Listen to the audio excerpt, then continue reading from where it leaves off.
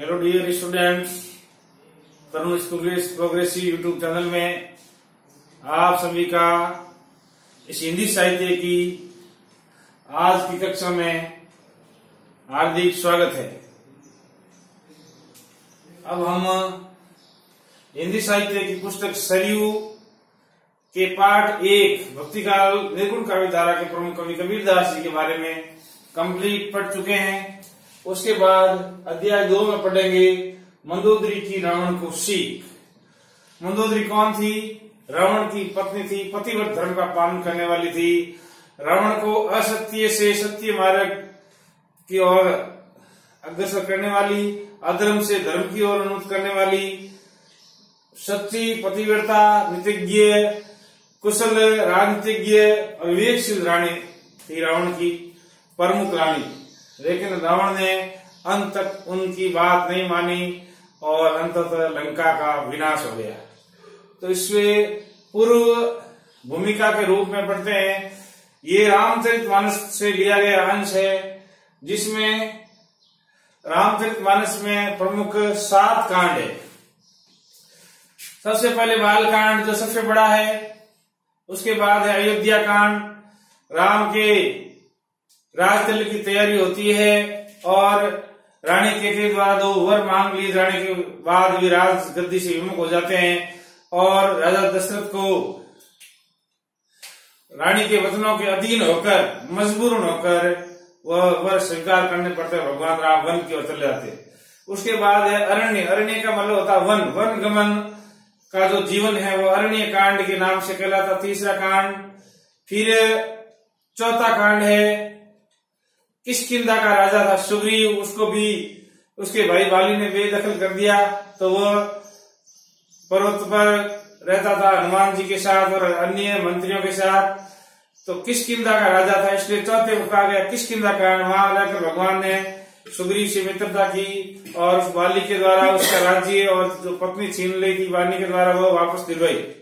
5वां कांड सुंदर कांड। जब समुद्र लांघने की बारी आती है तो सभी वानर वो भालू है भगवान राम की सेना जो हताश हो जाते हैं।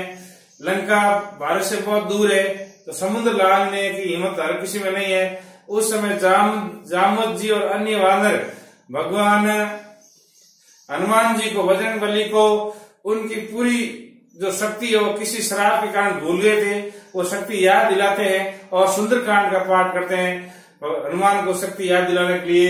तो 5वां कांड है सुंदरकांड। उसके बाद भगवान राम लंका में जाते हैं और विजय होती है, रावण को मारते हैं। उस समय तक का कांड है लंका कांड। फिर अयोध्या आते हैं और अयोध्या में राज तिलक होता है। उसके बाद का जो भी समय है उत्तरकांड के नाम से जाना जाता है। तो इस प्रकार रामायण के जो 7 कांड है, इस पाठ में कुछ अंश जैसे सुंदरकांड के एक अंश सुंदरकांड का पहला और बाद में लंका कांड के अंश लिए गए। किस प्रकार मंदोदरी रावण को समझाती है, तो इस सबसे पहले हम देखते हैं कवि परिचय। कवि परिचय आपके पद्य और गद्य भाग में से 2 नंबर का आता है, वो महत्वपूर्ण है। हर पाठ का कवि परिचय पहले देख लेना चाहिए। तो तुलसीदास है, इनके मंदोदरी की रावण को सीख पाठ के जो प्रमुख कवि तुलसीदास है। जन्म हुआ था 1532 ईस्वी में और विक्रम संवत में लिखना चाहिए था 1589 विक्रम संवत, और इसमें 57 साल का अंतर होता है। तुलसीदास का जन्म हुआ था राजापुर गांव, उत्तर प्रदेश के अंदर राजापुर गांव है, वहां पर तुलसीदास का जन्म हुआ। लेकिन जन्मते ही समय बालक की विडंबना देखो। अभुक्त मूल नक्षत्र में तुलसीदास का जन्म हुआ। उस समय जो प्राचीन रूढ़िवादी भारत के अंदर अभूतपूर्व नक्षत्र में जो बालक जन्मना था उसको अनिष्ट मानते थे। तो अनिष्ट की शंका से, कुछ अनहोनी के डर से माता पिता ने तुलसीदास को त्याग दिया, छोटे बच्चे को। तो अभूतपूर्व नक्षत्र होने के कारण माता पिता ने इनको त्याग दिया। पिता का नाम आत्मा नाम दुबे था, माता उर्सी, पत्नी का नाम रत्नावली था और गुरु थे इनके नर हरिदास। फिर नित्यानंद स्वामी ने काशी में संस्कृत और शिक्षा दी थी इनको। हिंदी साहित्य इतिहास की सगुण भक्ति काव्य धारा। कबीरदास जी निर्गुण भक्ति काव्य धारा के प्रमुख संत थे, जो निर्गुण निराकार भगवान के नाम में विश्वास करते, उसके स्वरूप में विश्वास नहीं करते, निर्धन आकार, कोई आकार नहीं ईश्वर का।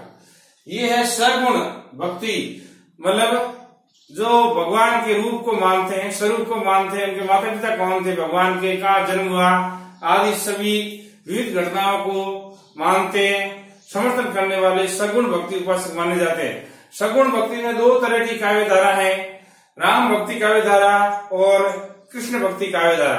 राम भक्ति काव्य धारा के प्रतिनिधि जो प्रमुख कवि वो तुलसीदास जी है, और कृष्ण भक्ति काव्य में सूरदास जी। सगुण भक्ति काव्य धारा के प्रतिनिधि राम भक्त कवि हैं, कौन है, तुलसीदास।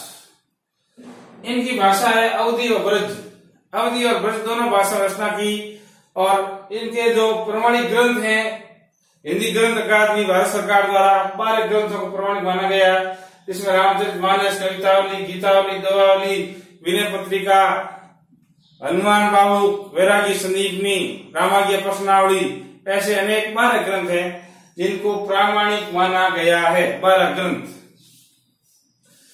इनको समन्वय की चेष्टा कवि का, निर्गुण और सगुण में समन्वय कैसे हो, मतलब आपस में विरोध नहीं हो, निर्गुण भक्ति में और सगुण भक्ति में, उस समन्वय की चेष्टा की इन्होंने। समन्वय के कवि इनको कहा जाता है।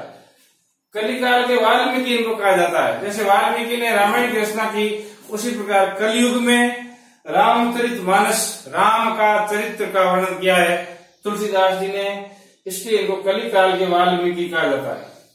मानस का अंश एक लिखा, इनके बारे में लिखा गई रचना है, अमरदास नागर ने लिखी थी मानस का अंश नामक रचना, जिसमें इनके जीवन, संपूर्ण जीवन चरित्र का वर्णन है। तुलसीदास जी का मानस के अंश किसने लिखी, अमरलाल नागर ने। तो कवि परिचय में सबसे पहले जन्म स्थान, फिर उसके काव्य धारा या उनकी काव्य की भाषा लिखते हैं, फिर साहित्य में क्या योगदान होता, क्या रचना है। ऐसा छोटा सा प्रश्न आता 2 नंबर का, तो उसमें 4 बातें आपको लिखनी है, जन्म और उसका स्थान, माता पिता परिवार का वर्णन, और कौन सी काव्य धारा कवि है, कौन सी भाषा है, और कौन कौन सी प्रमुख रचना है, और साहित्य में उनका क्या योगदान है। इस बेसिक पॉइंट से आप लिखोगे तो पूरे 2 में 2 नंबर आते हैं। तुलसीदास जी के बारे में एक प्रसिद्ध कथन है, सुनिए।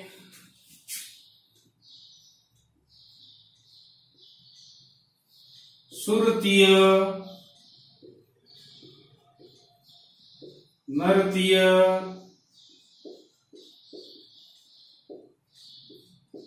सुरतीय नरतीय नागतीय सब चाहती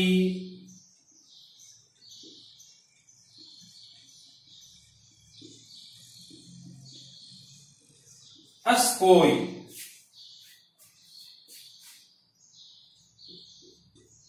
गोद लिए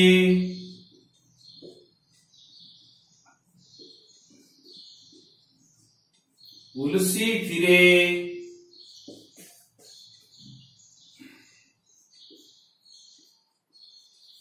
तुलसी सा सुत होई। ये तुलसीदास जी के बारे में प्रसिद्ध कथन है, जिसमें देखो सुरतीय पत्नियां, सुरतीय नरतीय नागतीय सब चाहती यस कोई, गोद लिए तुलसी फिरे तुलसी सा सुत हो। कितनी बड़ी कामना थी। सुरतीय यानी देवताओं की पत्नियां, नर यानी मनुष्यों की पत्नियां, नाग लोग जो पाताल लोग है, नागों की पत्नियां, सब चाहती अस कोई, सबकी एक ही इच्छा है। क्या चाहती है, गोद लिए तुलसी फिरे तुलसी सासुत होई। जिस बच्चे को गोद में लेकर तुलसी फिर रही है, ऐसा तुलसीदास है बहुत ही परमात्मा महान और प्रमुख भक्त जो पुत्र है वो हमारे भी हो, ऐसी कामना करती कौन, तीनों लोगों के निवासियों की पत्नियां। प्रस्तुत पाठ रामचरितमानस के सुंदरकांड और लंका कांड अंश से संकलित है, और इस पाठ में भाषा है अवधी। तुलसीदास की भाषा अवधी और ब्रज है, लेकिन इस पाठ की जो रचना है वो अवधी भाषा में सुंदरकांड और लंका कांड।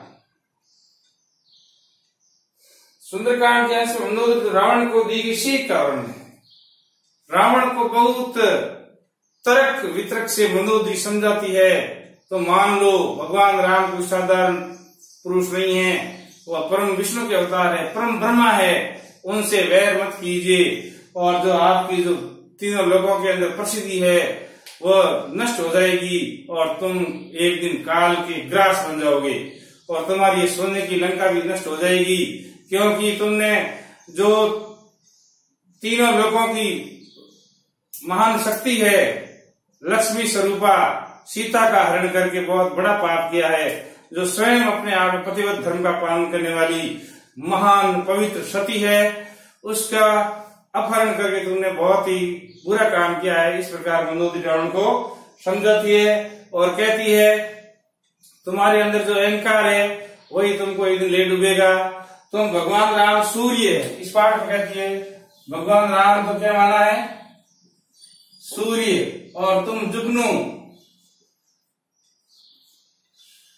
मनोदरी ने तुलना की है भगवान राम को सूर्य का और रावण को कहा है जुगनू, तुम जुगनू के समान हो जो थोड़ा सा प्रकाश करता है।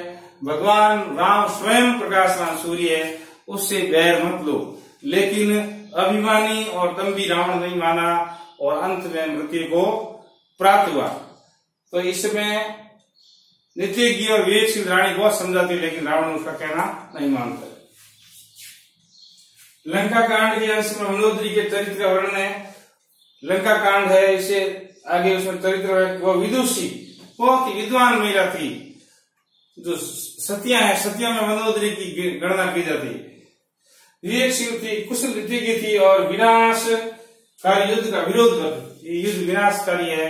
हे पति, भगवान राम से विरोध छोड़कर उनकी पत्नी सीता को अपने मंत्री के साथ ससम्मान विदा कर दो, तो इस नाश से बचा जा सकता है। बहुत बुद्धिमान थी, उसको सब पता था क्या होने वाला है, लेकिन उसका रावण ने कभी कहना नहीं माना। पतिव्रत मतलब इतना रावण अन्याय और अत्याचारी राजा होते हुए उसने पतिव्रत धर्म का पालन किया। हमेशा पति का भला चाह, वह होती पतिव्रत नारी। इस प्रकार अपन ये मंदोदरी की सीख रावण में तुलसीदास जी के जीवन परिचय के बारे में पढ़ा और पाठ परिचय के बारे में कुछ भी आप इसको याद करना। ये कवि परिचय आता है 2 अंक का।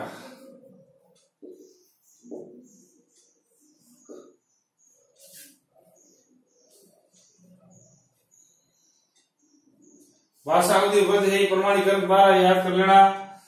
सब याद करने जरूरत है, 3-4 जो भी आप याद हो लिख लेना। मानस नागर। और ये एक्स्ट्रा कुछ लिखना चाहो तो प्रभावी उत्तर। कुछ बोर्ड के अंदर प्रतिभाशाली होते हैं, वो थोड़ा हटकर लिखते हैं, इसलिए वो अच्छी रैंक आती है।